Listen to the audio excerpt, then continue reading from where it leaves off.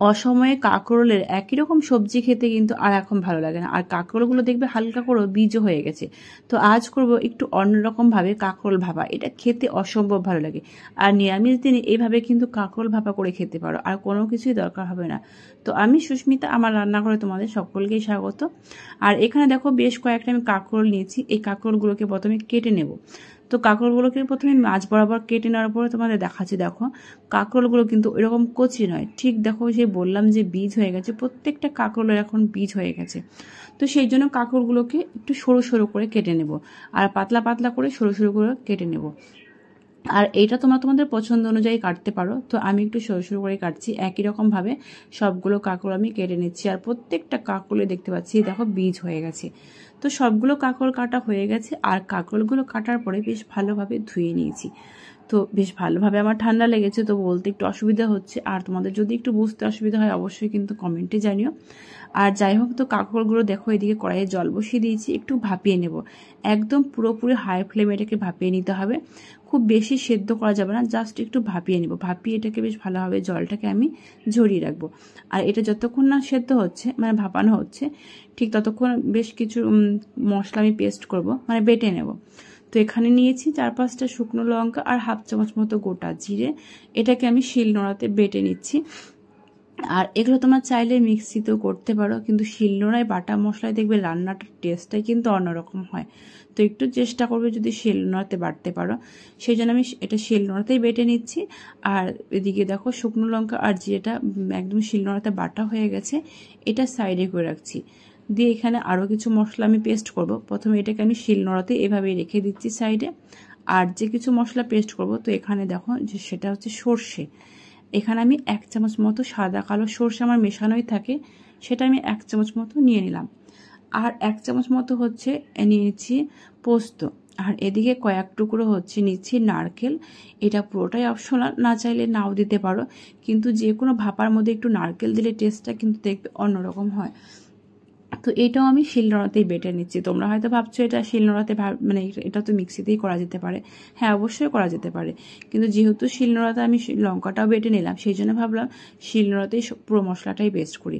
এই শিলনোড়ার মানে যে কোনো মশলার দেখবে রান্নার টেস্টটাই কিন্তু অন্যরকম হয়। তো আমি বুঝতে পারছি, মনে হচ্ছে তোমাদের একটু বুঝতে অসুবিধা হচ্ছে, কারণ গলাটা একদমই খারাপ হয়ে গেছে। তো যাই হোক, তো চলো বাদবাকি রান্নাটা তোমাদের সাথে শেয়ার করি। তো এদিকে কাঁকরোলগুলো দেখো ভাপানোর পরে জলটাকে ঝরিয়ে নিয়েছি। আর দেখতে পাচ্ছ খুব বেশি কিন্তু আমি সেদ্ধ করিনি, হাফ সেদ্ধ করেছি। এইবার এর মধ্যে হচ্ছে দেখো সেই লঙ্কাটাকে দিয়ে দিলাম, মানে লঙ্কা আর জিরে বাটাটাকে দিলাম।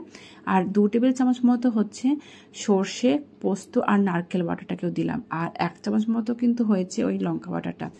আর হাফ চামচ মতো দিয়ে দিচ্ছি নুন। নুনটা অবশ্যই একটু সাবধানে দিতে হবে, লাগলে পরে কিন্তু দেওয়া যেতে পারে। আর হাফ চামচ মতো হলুদ গুঁড়ো, হাফ চামচ নয়, হাফ চামচের একটু কম, তবে একটু কমই দিলাম, পুরোটা আমি দিলাম না। বেশি হলুদ দিলে দেখবে হলুদের একটা গন্ধ করে, সেই জন্য একটু কম হলুদই ব্যবহার করবে। আর এইবার এখানে দিলাম 1 চামচ মতো সর্ষের তেল। এখানে আমি সর্ষের তেলের পরিমাণটা একটু কমই দিলাম। আর এইবার বাদবাকি কাজ হচ্ছে হাতের। বেশ কিছুটা সময় নিয়ে এটাকে ভালোভাবে মাখতে হবে, এমনভাবে মাখতে হবে যেন রান্নাটা এখানে হাফ রান্না এখানেই হয়ে গেছে। তো বেশ ভালোভাবে এটা মেখে নিলাম, এবারে কিছুক্ষণ রেখে দেবো।